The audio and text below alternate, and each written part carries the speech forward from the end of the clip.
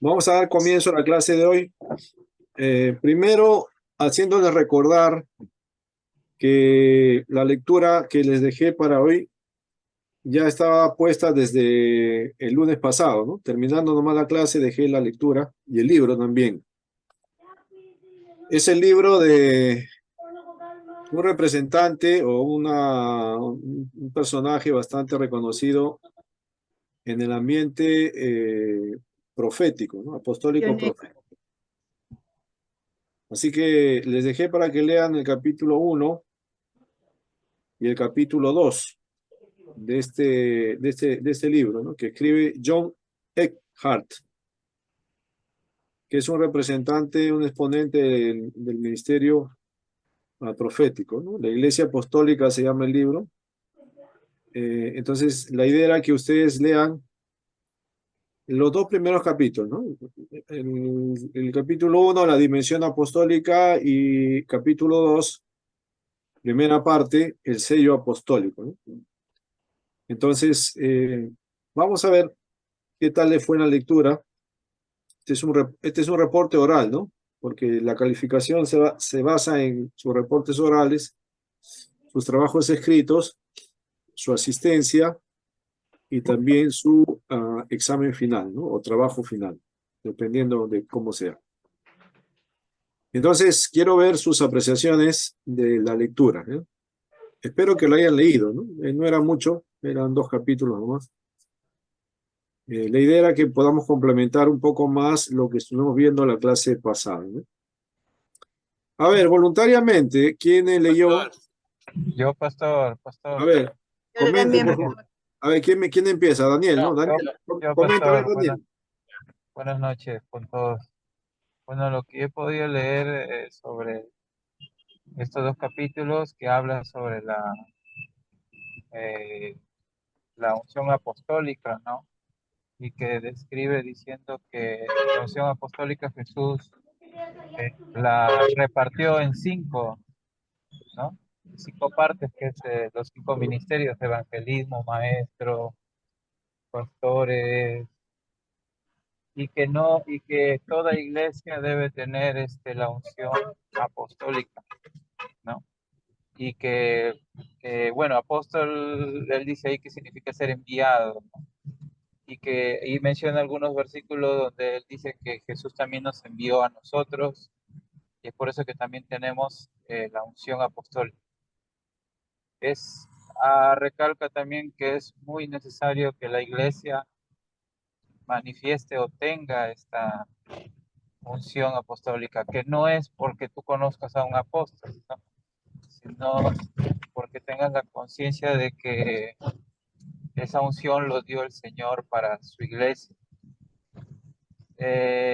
También lo que pude ver también o captar habla sobre el sello también. Y dice que el sello apostólico son los mismos creyentes, ¿no? Son los mismos creyentes. Eh, También habla de que, por ejemplo, Cristo significa el ungido, ¿no? El ungido. Y bueno, ¿cómo se llama esto? Del sello, lo que se me pudo quedar fue que como hay bastantes falsos apóstoles también, habla sobre también, por ejemplo, que un apóstol del Señor, algo así, ¿no? La unción apostólica no manifiesta rebeldía, ¿no? Ni desobediencia. ¿Sí? Eso es lo que he podido yo leer, pastor. Ya, muy bien, gracias. A ver, yo, Yo, pastor. pastor. Carlos, a ver, Carlos, después Aide. Ya. Sí, buenas noches, pastor. Bueno, lo que yo Después, pude recalcar, ¿no? Con la lectura, más que nada para recalcar que es algo que como iglesia presbiteriana nosotros no, no vemos, ¿no? Porque el tema del apostolado, ¿no? El tema profético, nosotros no compartimos esa teoría, pero pude recalcar de que, como dijo el hermano Daniel, ¿no? Primero habla sobre la dimensión apostólica, ¿no? habla sobre como usted explicó en la clase pasada, sobre los 5 órdenes, ¿no? De los 5 ministerios, ¿no? En este caso se recalcó más en el tema apostólico, habló sobre la dimensión apostólica, habló sobre la unción apostólica, la liberación apostólica, el espíritu apostólico, ¿no? Entonces ellos recalcan de que es necesario, es importantísimo que la iglesia tenga un espíritu o una dimensión apostólica, la unción apostólica, ¿no? Sin la unción apostólica no podemos evangelizar, no podemos hacer nada. No puede haber un cambio, un cambio radical en el cristiano, un crecimiento espiritual, si no hay una unción apostólica, ¿no? Entonces ellos recalcan de que es importantísimo la unción apostólica, ¿no? Que es necesario, que debe haber un apóstol, como te dije en la clase, es necesario que haya un apóstol, que también puede ser un pastor, pero tiene que ser un apóstol, ¿no? Quien pueda dirigir la iglesia, ¿no? Ellos recalcan, así como los pentecostales, que, por ejemplo, un ejemplo, ¿no? Los pentecostales dicen, para evidenciar el bautismo del Espíritu Santo, ellos tenemos que hablar en lengua, ¿no? La evidencia física. Para ellos, la dimensión apostólica o la unción apostólica, la evidencia de que alguien o que un miembro sea un apóstol, la evidencia es de que haga señales y milagros, ¿no? Esa es ellos recalcan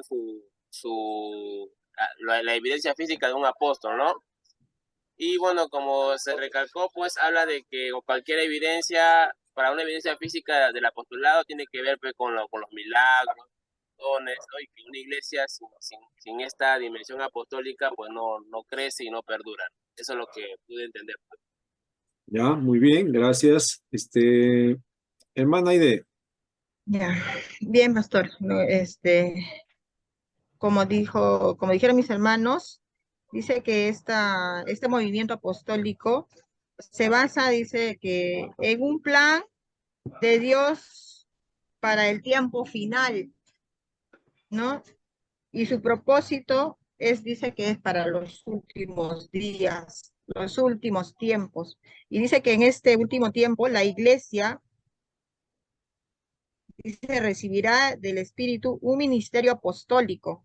A través de ese Espíritu ellos reciben ese ministerio, ¿no? Apostólico, al cual es el apóstol de un alto rango. En la que yo pude notar es que es más alto que los ancianos, ¿no? Y que tiene este apóstol puede predicar, ¿no? En cambio, o sea, a cambio de un pastor, puede hacer las veces del pastor incluso, ¿no? Entonces dice que tiene también una fuerte dimensión apostólica, al cual que se basan también en la Biblia, al cual dice su dimensión es definida como la medida en longitud, ancho y espesor.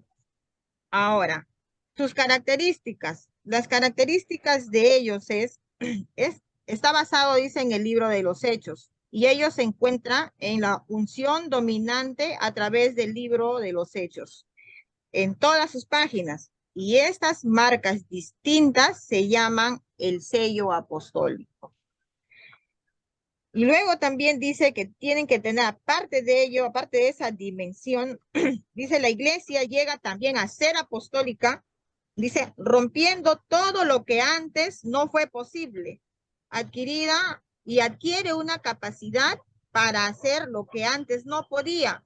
Sucede por la gran distinción de esa gracia apostólica que ellos llaman, ¿no? Y ahora, en la segunda parte, que es el sello apostólico, también igual está basado en Hechos 4:33. Es una marca, dice, distinta o distintiva, en la cual pues les da poder, autoridad, como Jesús les dio a los apóstoles en esos tiempos, ¿no? Y ahí dice que se despierta una explosión apostólica, ¿no? Y eso ellos llaman gracia. Al tener esa explosión apostólica, ellos dicen, los creyentes o los seguidores de este movimiento, empiezan a traer el dinero en grandes cantidades y ellos llaman que esa es la gracia que ha llegado a través de esa explosión a sus seguidores, ¿no? Basado, dice, en 2 Corintios 8:7. Eso sería todo, pastor. Ya, pastor, de ahí yo sigo. A ver, José. Ya. Dicen que el pastor necesita de una dimensión apostólica, al igual que la iglesia también necesita para que tenga éxito. En la iglesia apostólica dice es una iglesia de dimensión apostólica que fluye a través del creyente, ¿no? O de una congregación. Se recibe a través de una impartición. El don ministerial del apóstol ha sido dado a la iglesia para que difundir la dimensión apostólica. También dicen que no todos los creyentes serán apóstoles, pero sí todos deben tener una visión apostólica. La iglesia apostólica tiene la capacidad de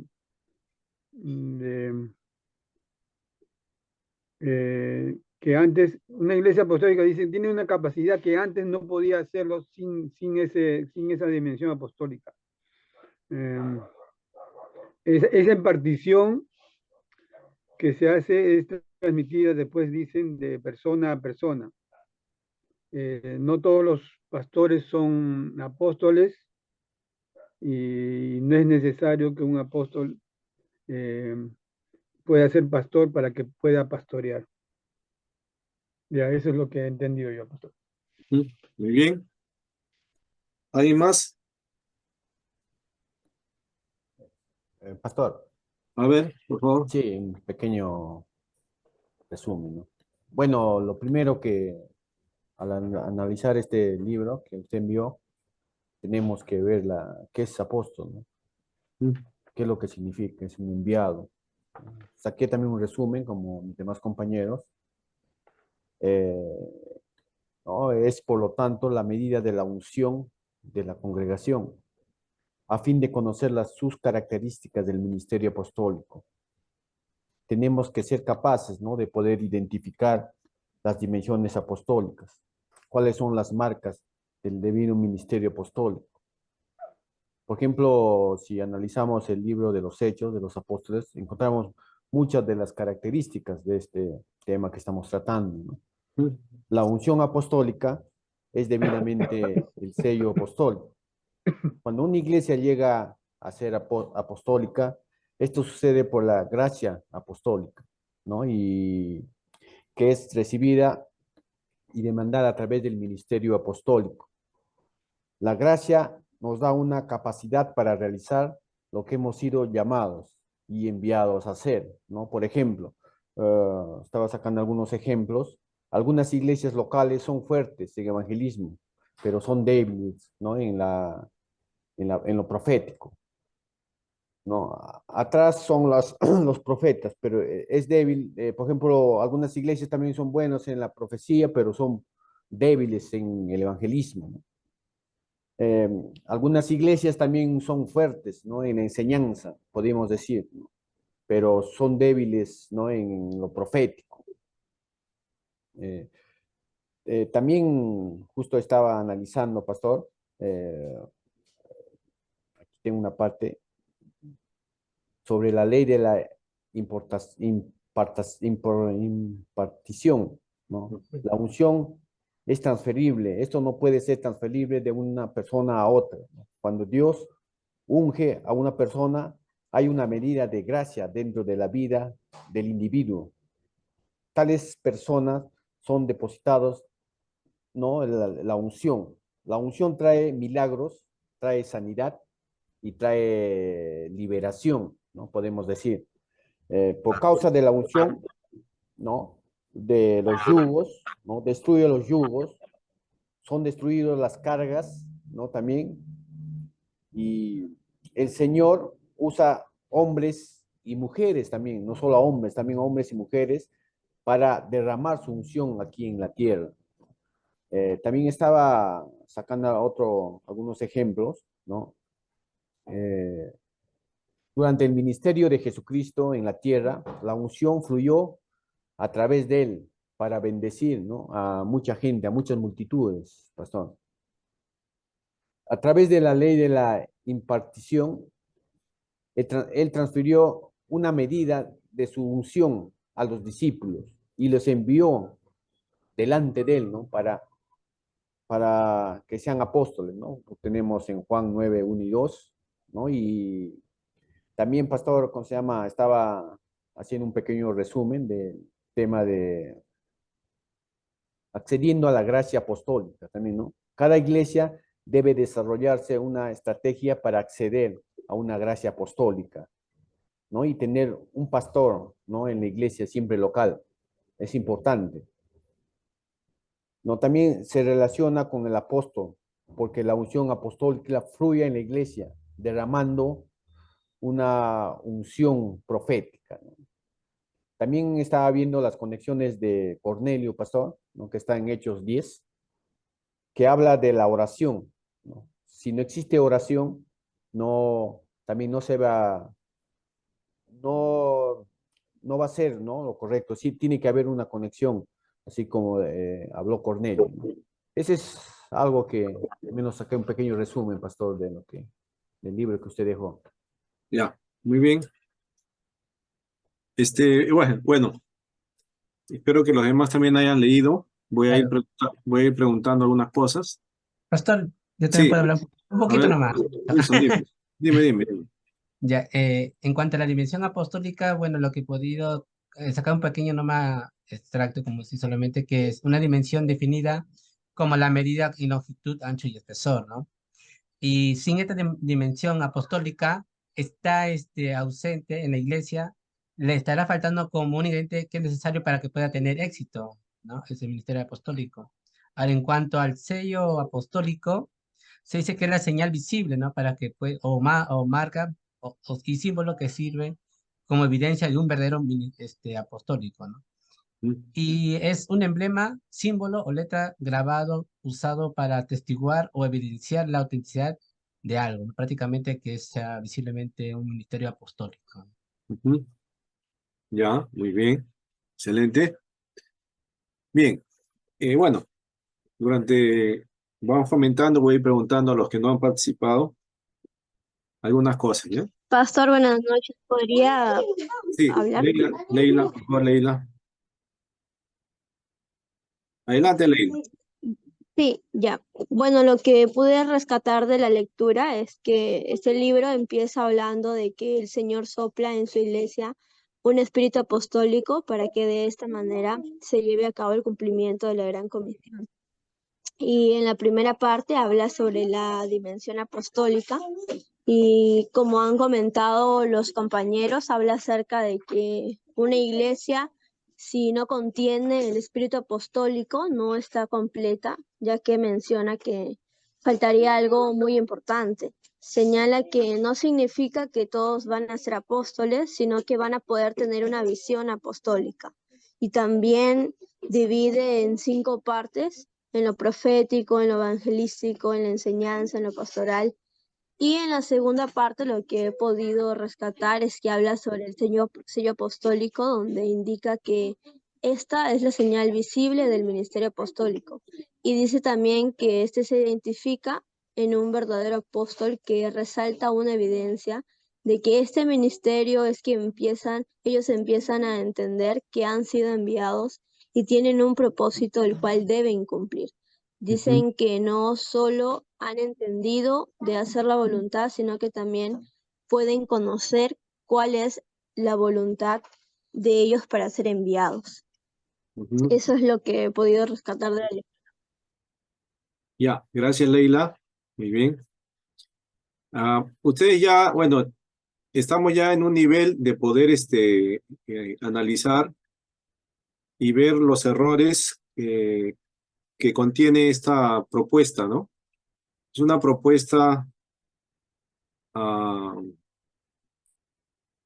¿cómo se llama? Es una propuesta evangelística, ¿no? A través de este ministerio, lo que se trata, ¿no? Es poder alcanzar a- con el evangelio a otras personas, ¿no? Es una propuesta, es un método de crecimiento. Y también incluye toda una organización, un esquema de trabajo, de gobierno, ¿no? para la iglesia. Entonces vamos a analizar esta propuesta ofrecida por la iglesia apostólica, ¿no? Profética. Vamos a analizar, ustedes ya tienen el nivel, el conocimiento para poder analizarlo y poder ver sus errores, ¿no? En los que caen, ¿no? Entonces vamos a ir viendo juntos, ¿no?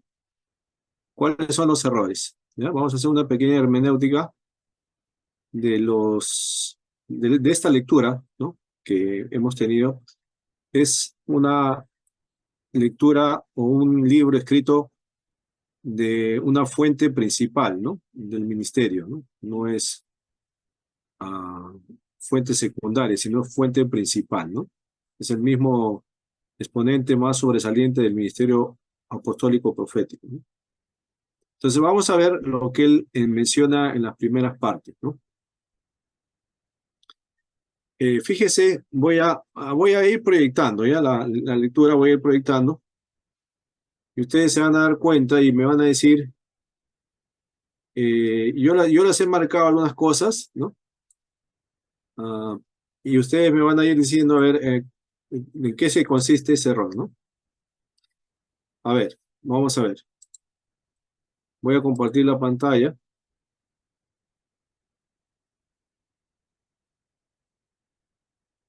Acá está. Ya.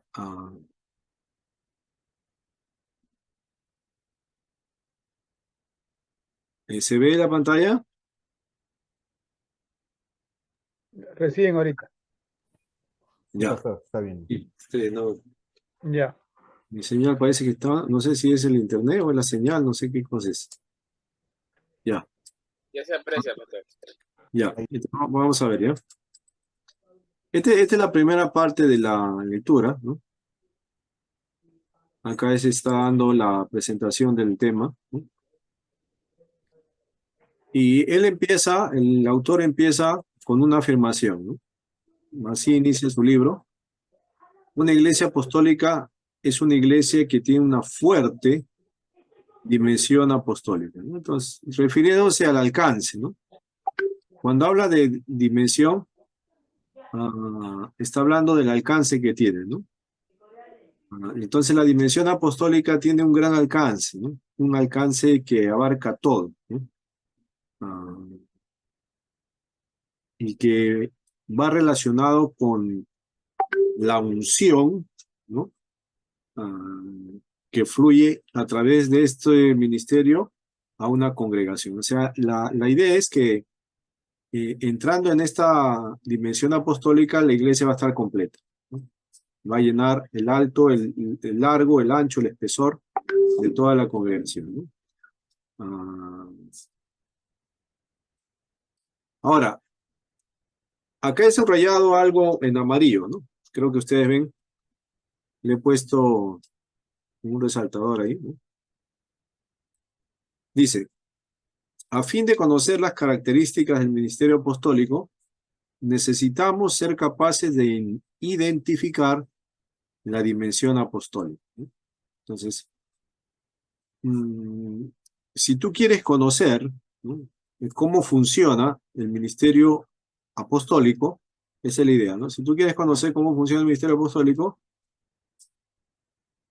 tienes que conocer las distintivas, ¿no?, las características, las marcas, ¿no?, del verdadero ministerio apostólico. Quiere decir que es el único, ¿no? No hay otro. Los demás intentos no son válidos, ¿no? Este es el verdadero. Este es el verdadero ministerio apostólico, ¿no? Entonces, él mismo lo responde.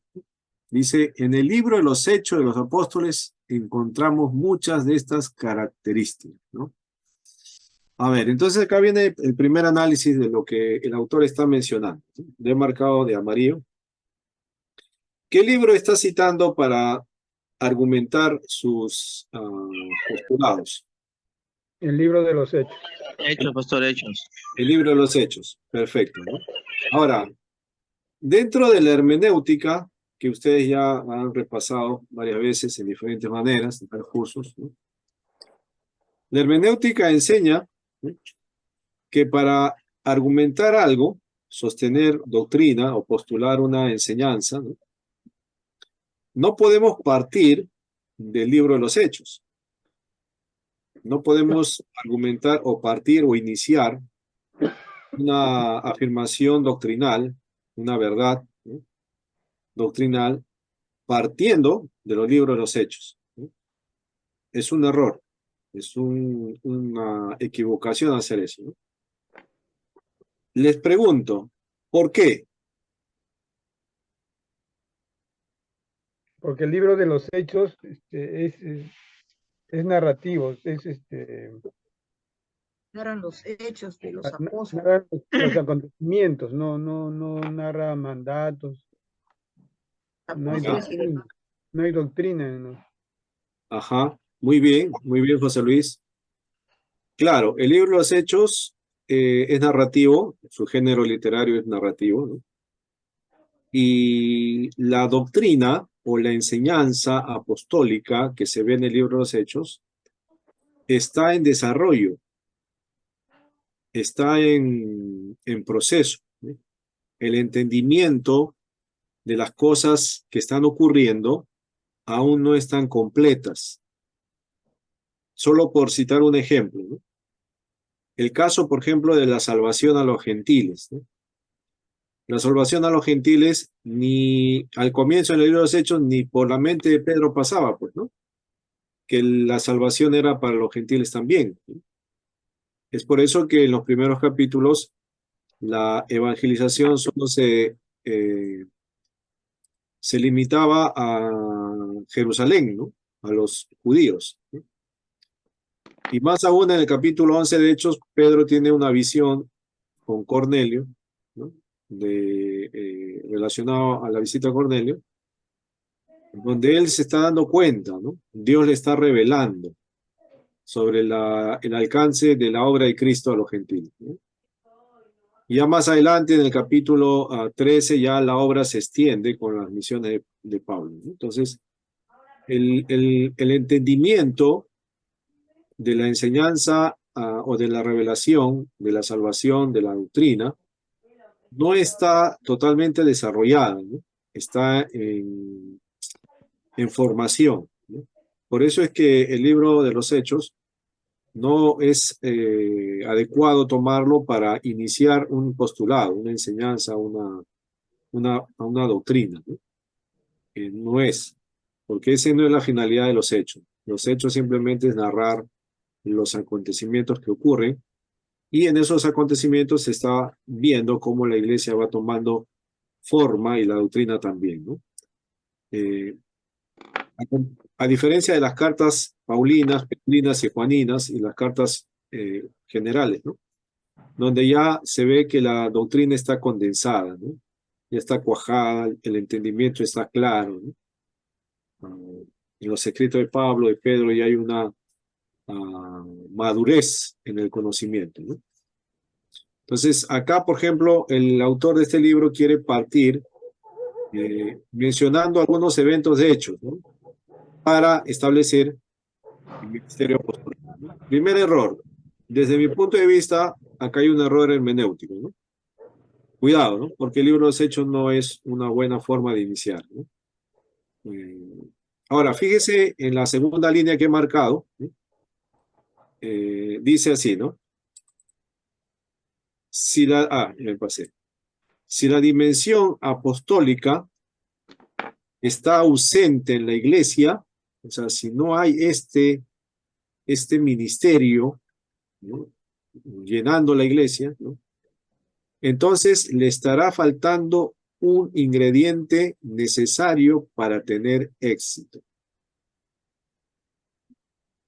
Interesante, ¿no? Entonces, él está diciendo que toda iglesia que no esté sintonizada con esto ha fracasado, ¿no? No fracasar. Por eso no crecemos, pastor. Sí, buen dato. Sí, efectivamente estaba pensando ya aplicarlo. Por eso la iglesia que no está conectada a esto ha fracasado, prácticamente, ¿no? Entonces, no nos queda más que unirnos, ¿no? Porque si no estamos ahí, estamos fuera, ¿no? Es como que si no estás con el grupo, estás fuera y tú estás perdido, ¿no? Estamos fuera de todo enfoque, ¿no?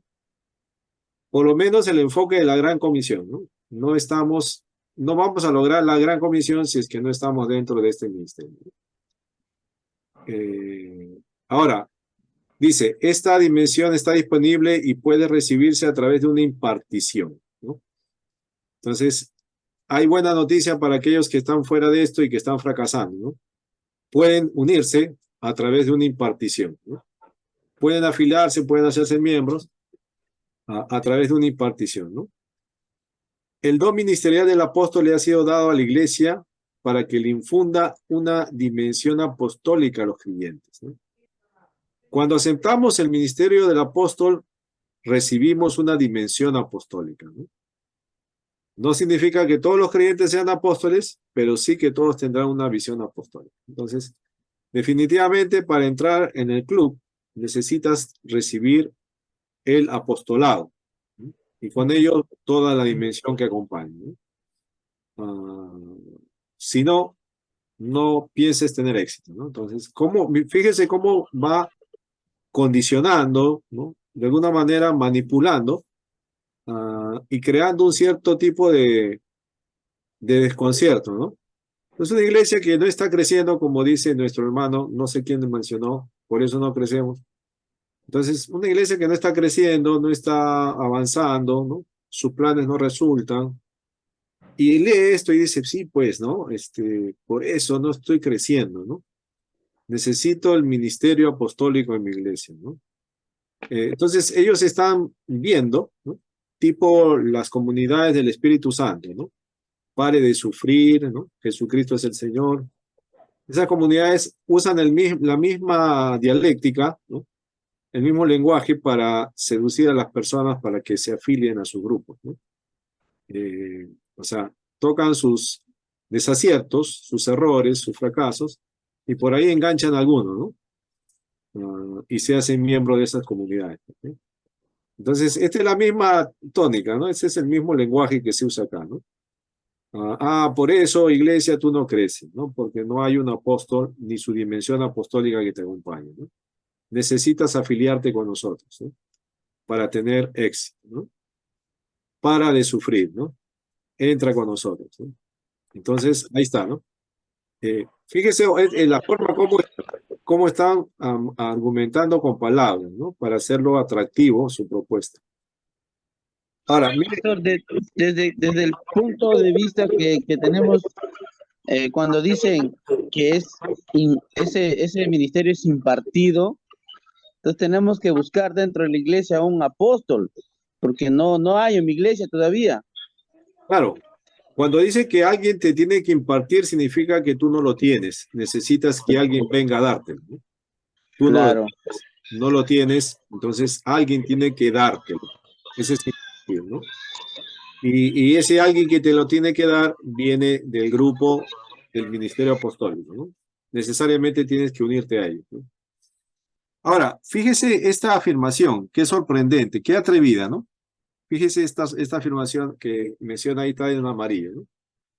Dice, cuando una iglesia llega a ser apostólica, o sea, recibe la impartición, reconoce sus fracasos, reconoce que no ha estado trabajando bien, que estaba fuera de esta cobertura, entonces me hago una iglesia apostólica. Entonces, ¿qué pasa? Empieza la magia, ¿no? Romperá todo lo que antes no fue posible, ¿no? Adquirirá una capacidad para hacer lo que antes no podía. Interesante, ¿no? O sea, siendo ministerio, teniendo la cobertura del ministerio apostólico, entonces voy a poder hacer cosas extraordinarias, ¿no? A ver, ¿usted qué opina de esto? Una iglesia, para llegar a hacer las cosas extraordinarias que ellos dicen acá, ¿qué se necesita? ¿Ser parte del ministerio apostólico o qué se necesita? Bíblicamente, ¿no? Hermenéuticamente. Ustedes ya han pasado todos los cursos de teología sistemática, los evangelios, todo eso. Una iglesia para ver cosas extraordinarias en la iglesia, ver cosas imposibles. ¿Qué necesita? No hay apostolado, pastor, cesado. La fe, pastor, la fe, la fe. La Pero fe, vaya, sí. ¿Qué más? Oración, ayuno, Oración y ayuno, claro. vigilia. Vigilia, los ejercicios espirituales, ¿no? Una llenura del Espíritu Santo. La llenura del Espíritu Santo, ¿no? La santidad, ¿no? La unción, Ya. pastor. La unción, que es la presencia del Espíritu Santo en la iglesia, ¿no? La unidad, pastor. La unidad, perfecto, ¿no? La unidad, sin unidad, pues no hay armonía. No hay- Eh, Pastor, y como dice segundo de Timoteo, yo creo que obispo y diácono, ¿no? Que haya también iglesia, pero nada. una iglesia ordenada, una iglesia que anda en sujeción, ¿no? Una iglesia que anda en santidad, ¿no? Pastor, una iglesia que tenga visión también, pastor. Ya, también que tenga un mismo rumbo todo. Pues, Ahora, Jesús dijo que cosas mayores que él haría, ¿no? Si es que creemos en él, ¿no? Y andamos como él anduvo. Entonces, Claro, pastor, eso es lo necesario, ¿no? Lo que hemos mencionado, lo que los compañeros han mencionado, es necesario para que haya eso, ¿no? No necesariamente esta dimensión apostólica que habla ahí, ¿no? claro. Entonces, ellos pues están diciendo pues que si no hay esa dimensión apostólica en tu congregación, siempre vas a perderte las cosas imposibles, ¿no? Y no vas a tener la capacidad, ¿no? De hacer cosas imposibles, digamos, ¿no? Y le dan un título bastante atrevido, ¿no? Esto sucede por una causa de la gracia apostólica, fíjese. Entonces, que es derramada y recibida a través del ministerio apostólico. O sea, mira, para tener esa gracia, ¿no? Esa gracia de poder hacer cosas imposibles, ¿no? Solo es delegada por el ministerio apostólico. O sea, fíjese, o sea, sin ellos no hay gracia. pastor, Prácticamente es impartida por el apóstol. pastor. Sí, O sea que existe la gracia apostólica, la unción apostólica, el espíritu apostólico, todo es apostólico. sí, o sea, todo se está concentrando en un ministerio, ¿no? Pero lo más atrevido y lo más peligroso es que tienen la capacidad de dar gracia. O sea, fíjate, ¿no? O sea, Son casi dioses ya. mira el poder que se están Dioses, atribuyendo, ¿no? los semidioses. Se están atribuyendo el derecho de tener la gracia. Y si no estás alineado con ellos o no estás bajo su impartición ni su dimensión, no vas a tener la gracia, ¿no? O sea, es bastante atrevido y peligroso, ¿no? Pensar así, ¿no? Porque la gracia de hacer lo imposible no viene por un ministerio, ¿no? La gracia de lo imposible viene por la obra del Espíritu Santo, ¿no? La gracia es un actuar de Dios, ¿no? Inmerecido y que obra a través de su Espíritu Santo, ¿no? O sea, no obra a través de un ministerio, no obra a través de un personaje, no obra a través de nadie, ¿no? Solo a través del Espíritu Santo. Entonces, acá hay un error bastante fuerte, hermenéuticamente, bíblicamente, lo estamos analizando, ¿no? Ahora vamos a ver, ¿ah? pastor. Pastor, y más descabellado lo que dice más abajito, ¿no? La gracia nos da la capacidad de realizar lo que hemos sido llamados y enviados a hacer, ¿no? Claro, ya pues sin la gracia de ellos, pues no puedes hacer nada, pues ni siquiera cosas imposibles, ni evangelizar, ni servir, ni desarrollar tu ministerio. O sea, es un condicionamiento al manejo, al gobierno, al gobierno. Es como si dijeran que ellos tienen atado el poder sobrenatural, ¿no? Y cuando viene un pastor o un apóstol, ¡pum!, lo desata ese poder. Es algo increíble, ¿no? Él tiene todo bajo control, ¿no? Y Ahora, nosotros, pastor, Sí, dime. Por ejemplo, y nosotros, pastor, por ejemplo, acá nosotros, hermanos seminaristas, ya prácticamente para candidatos a pastor, según lo que requieran de la iglesia, ¿no? Para prácticamente ellos son, a través de, ¿cómo se llama? A través del consistorio son, llevan una ordenación, Claro. ¿cierto? Entonces ella es en esa ordenación prácticamente hay manos, impuestas las manos La prácticamente, imposición de manos, ¿a dónde te refieres? o Sí, sea, es ya. diferente, ¿no? Es diferente. Por ejemplo, acá justo llevo ese tema de la ley de la impartición, ¿no? Dice, la unción es transferible. Escuche eso, ¿ah? Qué peligroso, ¿ah? La unción es transferible. Ella puede ser transmitida de una persona a otra. O sea, si yo soy apóstol, he recibido la unción apostólica de alguien, ¿no? Y estoy en esa dimensión apostólica y estoy desarrollando mi actividad apostólica, ¿no? Entonces yo tengo la capacidad, yo como persona, como apóstol, tengo la capacidad de transferir esa unción a otra persona. O sea, y al yo transferir esa unción, le estoy transfiriendo la gracia para hacer cosas imposibles, ¿no? Para hacer cosas que antes no podía hacer. O sea, yo me convierto en un objeto de transmisión. O sea, en mí está la gracia. Pastor, transfiéreme su conocimiento también para yo saber más. Fíjate, fíjate, ¿ah? Bueno, y tocan algunos pasajes, pues, que más adelante lo vamos a ver, ¿ya? Por ejemplo, la transmisión de Elías a Eliseo, ¿no? Cuando le transmite, pues, le deja el manto, ¿no? Ahora, ¿cómo se llama? A ver, pregunta para ustedes, alumnos, ¿ya? A ver, la obra de Cristo en nosotros, ¿no? Llámese la salvación, el perdón de pecados, la llenura del Espíritu Santo, Redención. ¿se puede transmitir a otro? No. No, No, pues, imposible. La no. búsqueda es personal. O sea, Solamente yo puedo transmitir el Espíritu Santo a otro, mi Espíritu Santo a otro. esa es obra exclusivamente del Espíritu Santo.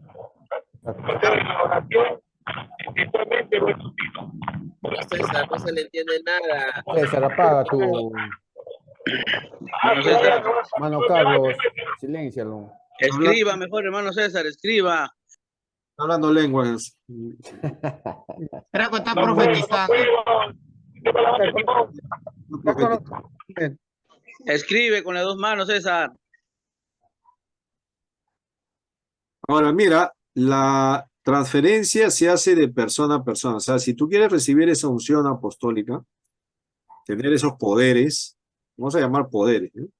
Poderes espirituales, ¿no?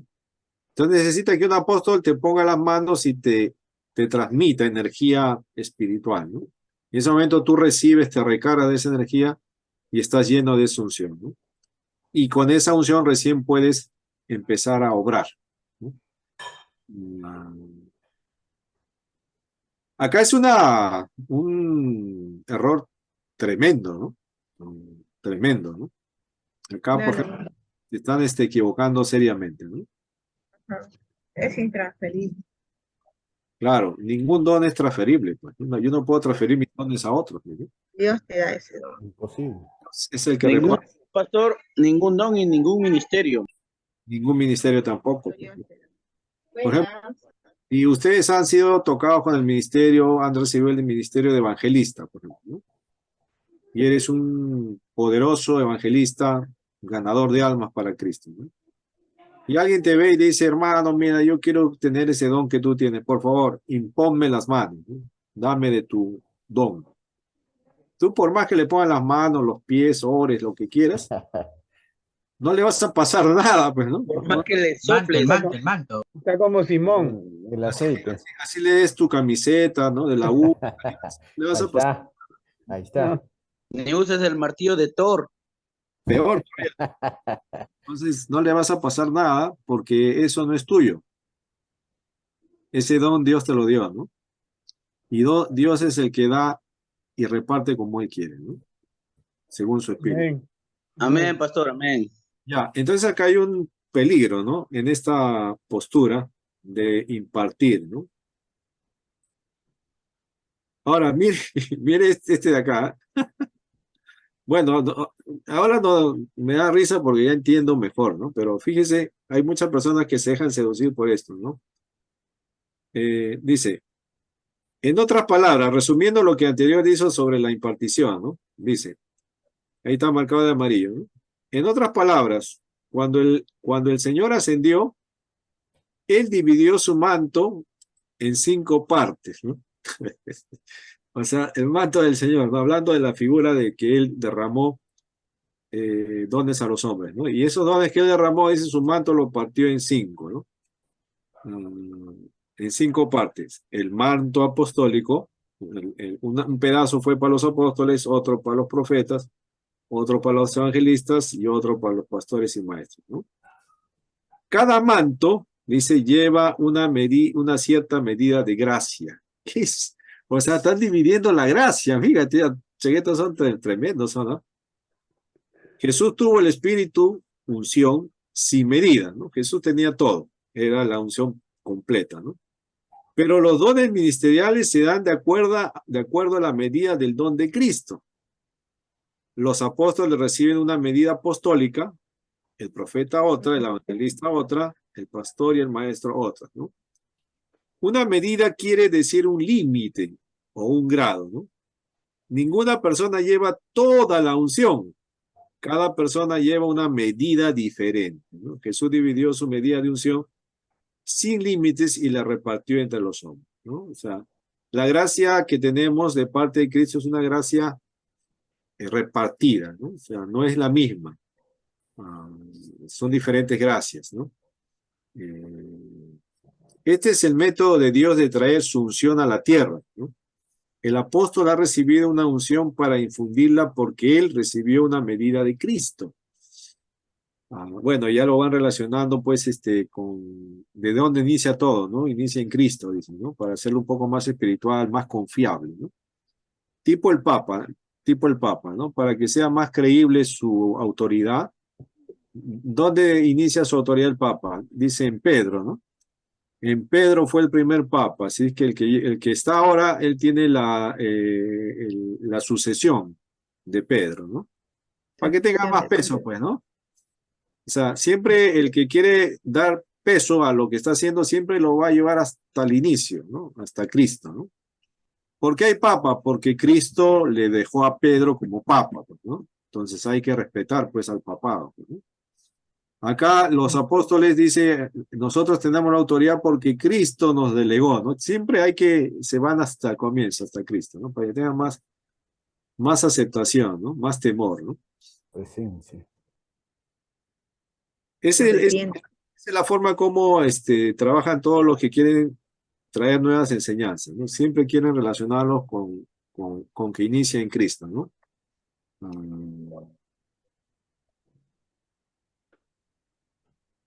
Ya, acá tenemos algunas cosas más, ¿ya? Fíjense. Acá tengo unas cosas más que marcar, ¿eh?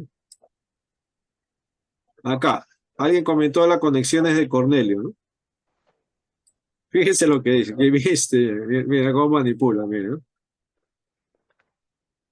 Mire acá, las dos cosas que abrieron el contacto de Cornelio con Pedro fueron la oración y las ofrendas. Fíjese, o sea, para que Cornelio reciba la visita apostólica de Pedro, para que Pedro vaya a buscarle y ofrezca la salvación de Cristo a Cornelio, ¿no?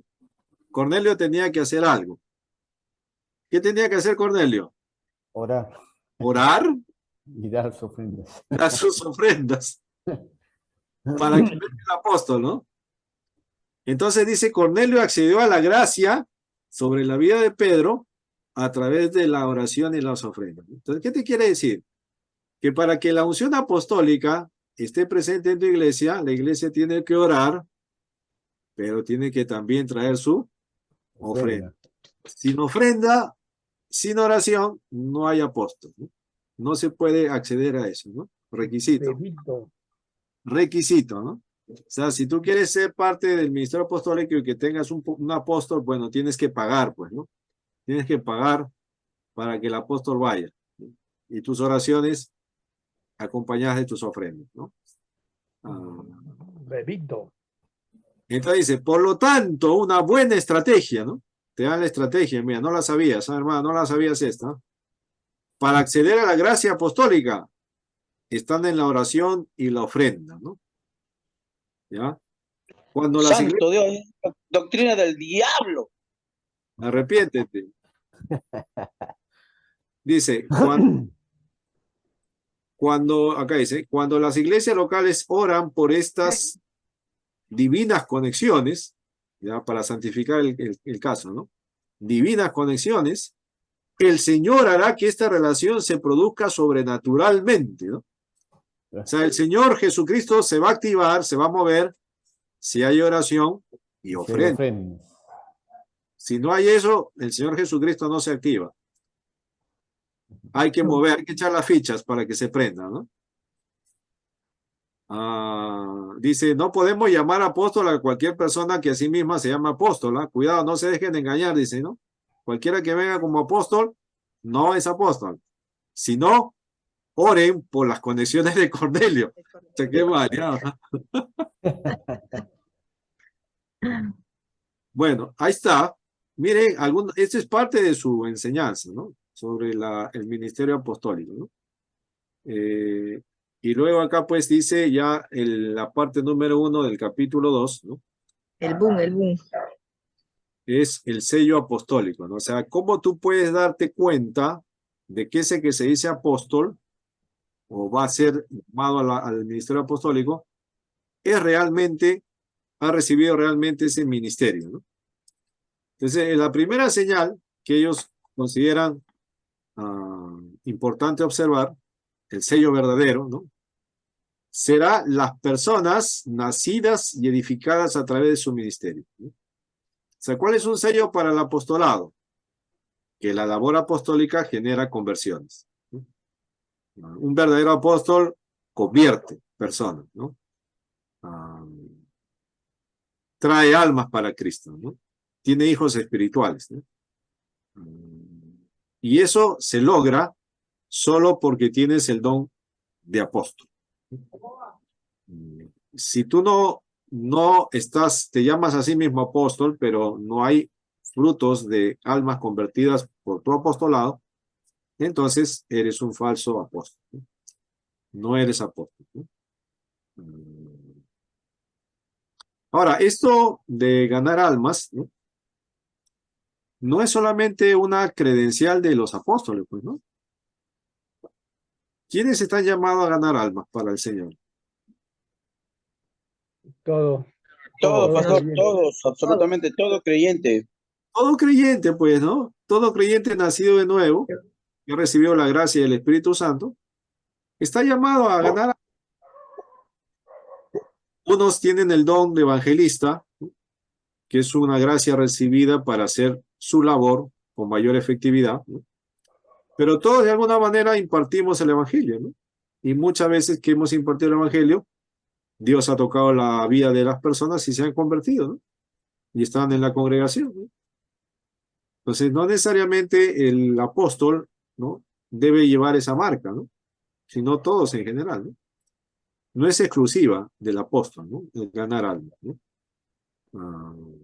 Bueno, esto tiene otras intenciones, ¿no? También detrás de esto, ¿no? Bien. Vamos a dejar ahí. Usted va a seguir leyendo el libro porque no termina acá, ¿no? El libro continúa.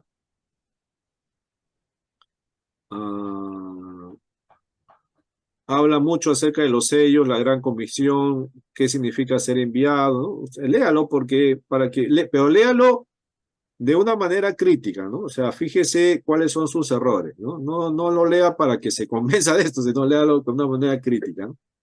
No vaya a ser que termine siguiendo al ministerio apostólico, ¿no? Entonces, lea la segunda parte, el capítulo 3, 4, ¿no? Etcétera, etcétera, ¿no? Es interesante el libro porque conocemos un poco más de cerca lo que piensan, ¿no? Acá hay un tema, el capítulo 5 dice tipos apostólicos, ¿no? Acá los últimos capítulos habla de cómo se da el apostolado al comienzo, ¿no? En la iglesia del Nuevo Testamento, ¿no? En los apóstoles del Cordero, ¿no? Ellos no se llaman así, se llaman apóstoles del Espíritu, ¿no? Hay todo un manejo de términos, ¿no?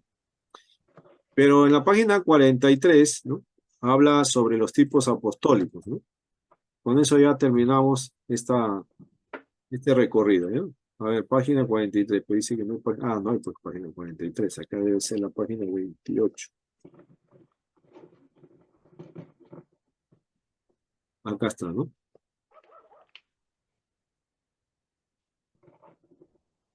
Voy a poner un poco, ¿no?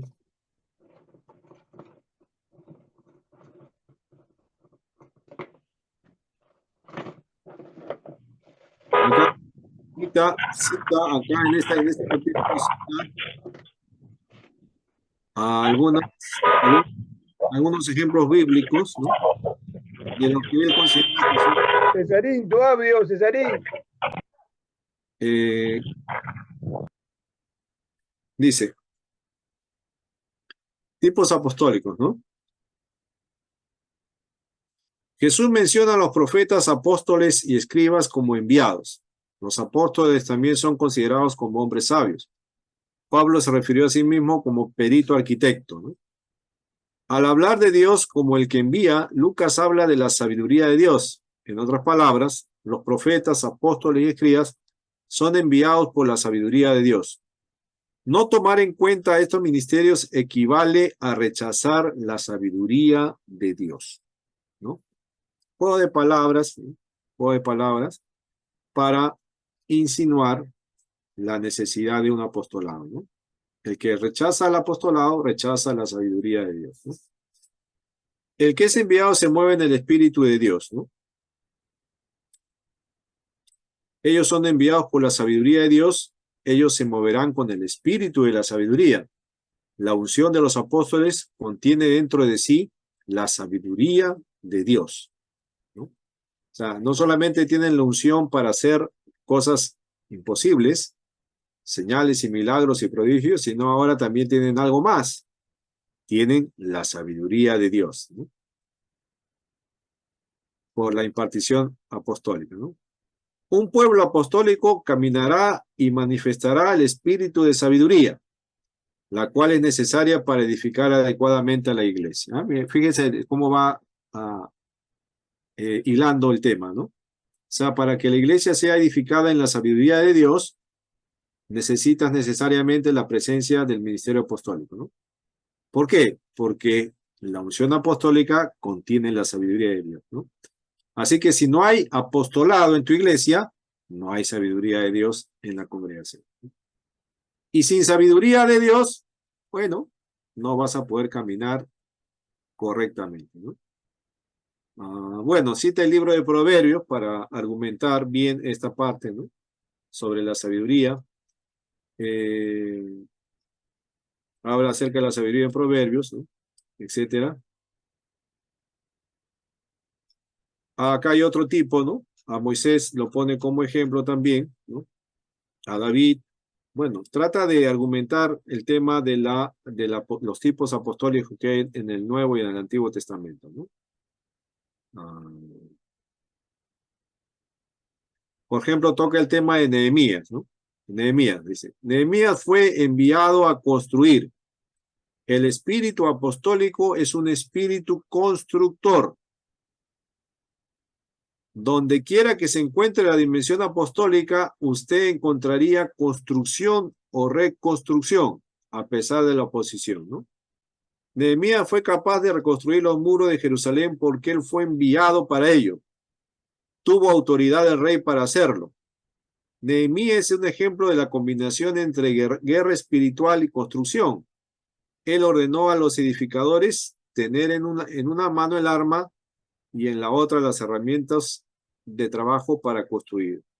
No hay construcción sin guerra, ¿no? Bueno, acá yo lo está relacionando con la guerra espiritual, ¿no? Bien, ahí les dejo para que lean, ¿no? Para que más o menos se entretengan un poco con este tema del ministerio apostólico, ¿no?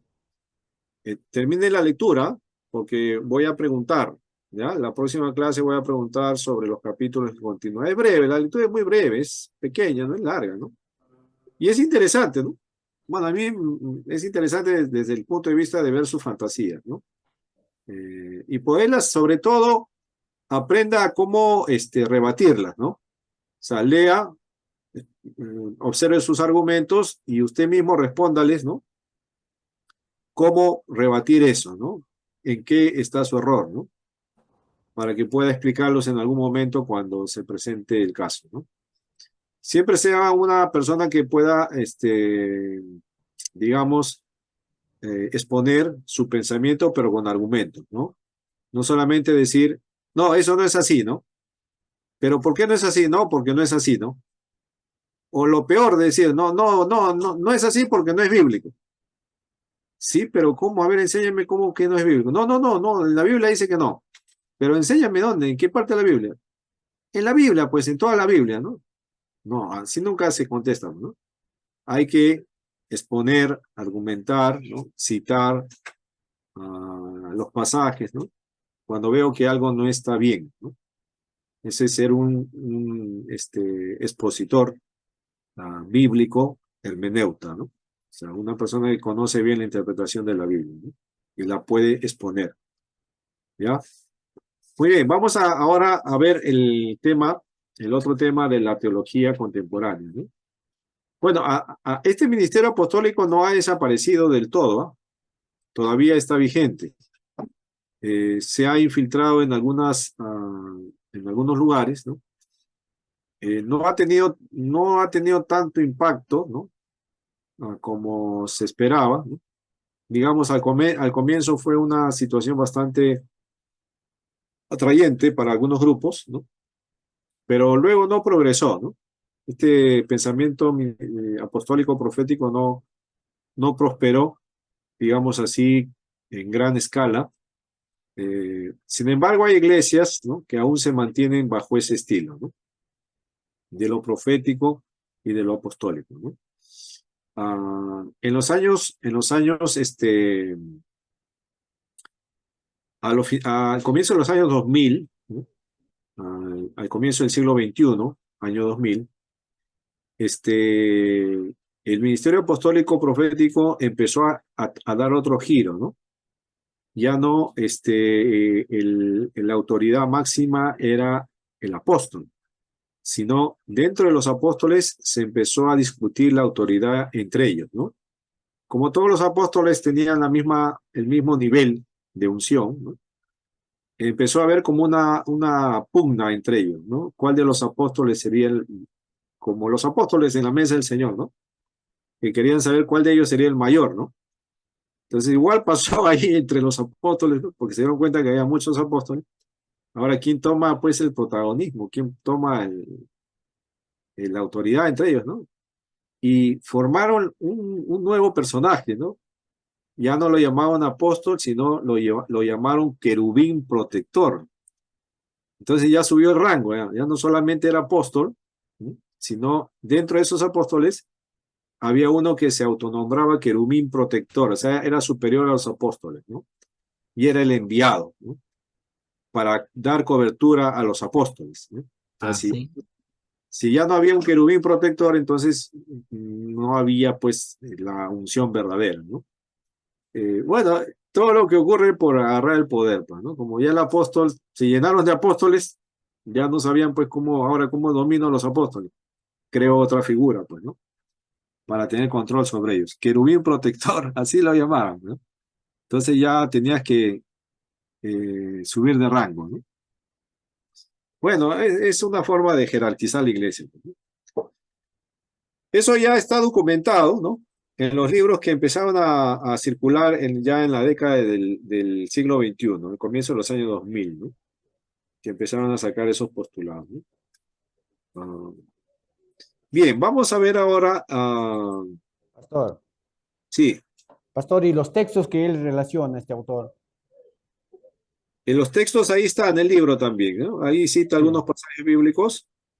Él los cita para argumentar, ¿no? Algunos son fuera de su contexto, ¿no? Algunos son forzados, ¿no?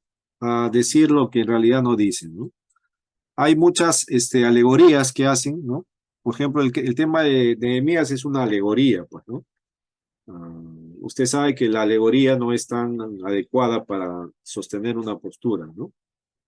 Sí es válida, pero hay que saber cómo usar una alegoría, ¿no? No todo se puede alegorizar, pues, ¿no? Entonces hay que tener cuidado, ¿no? Por eso en el libro usted léalo y va a ver ahí los pasajes que ellos usan y cómo los usan, ¿no? Para querer afirmar algo, ¿no? Vamos a entrar a otro tema que apareció en el comienzo del año, al final, en los años 90, ¿no?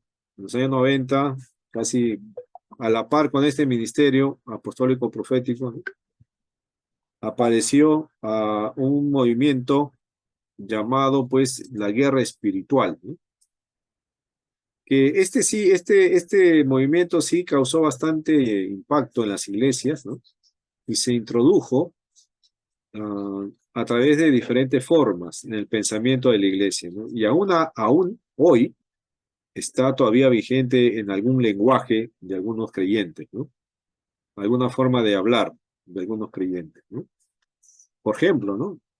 Cuando hay una alabanza, ¿no? De Marcos Witt, no sé si usted... Marcos Witt también fue un poco seducido con este movimiento de la guerra espiritual, ¿no? Hay esta alabanza que yo la voy a buscar en YouTube para que la escuche, ¿no? Una alabanza, a ver, usted va a verla ahora. Miguel Casino también, sus canciones de guerra espiritual. También, ¿no? Pero vamos a ver parte, a ver, un ratito voy a poner acá en YouTube. Espíritu de temor. Ajá, ese es. ¿Cómo sabe, ah? Mire.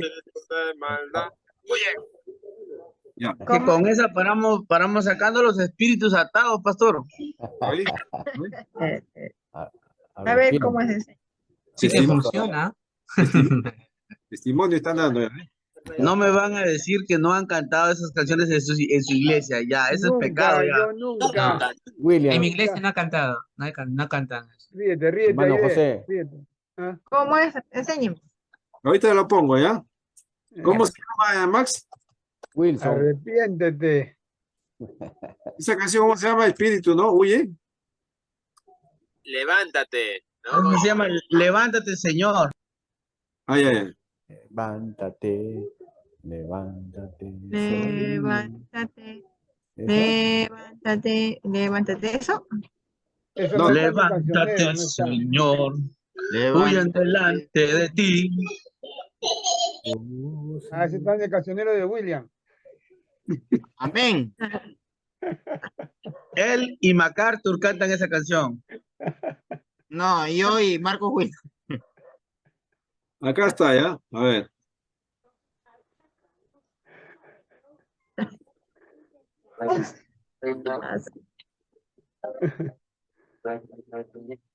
Acá lo va a compartir, ¿ya? No se vale danzar, pastor. Residencia permanente para Estados Unidos y es profesional ¿Se escucha? en las áreas de... Sí, Sí. mejor no hablo. Amárrate la lengua, José Luis.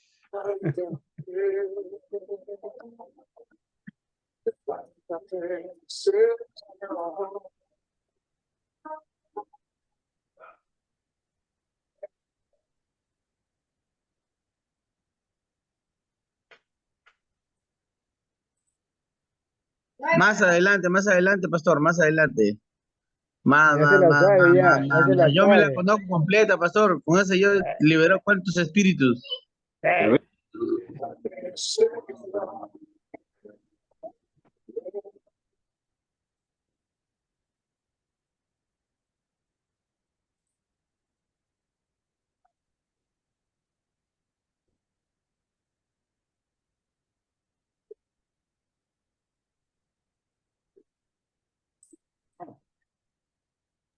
Dale, hacemos el coro.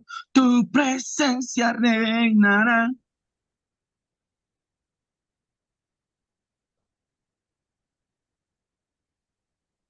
Cuando Maxi sigue con el pentecostalismo. Esta parte es, esta parte es. Sí, ahí está. Vale. A ver. Vocalízala, Maxito.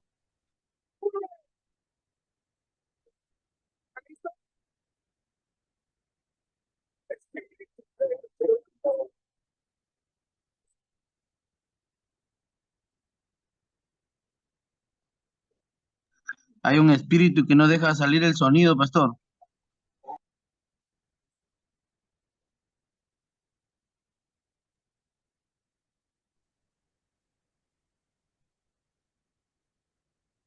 Proclama. Pastor, quiero el audio.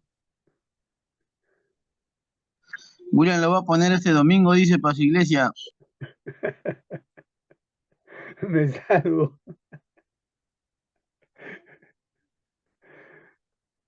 Declara.